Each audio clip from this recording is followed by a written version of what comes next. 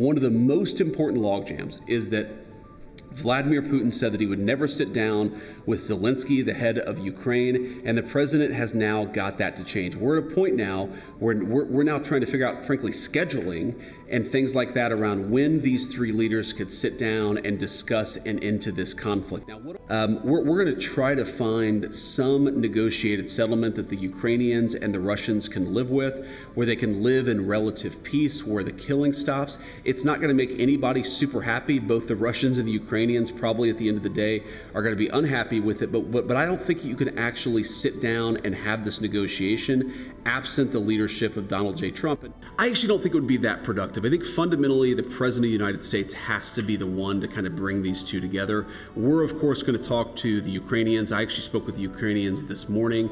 Marco has been talking to them quite a bit. We're going to keep that dialogue open, but fundamentally, this is something where the president needs to force President Putin and President Zelensky really to sit down to figure out their differences.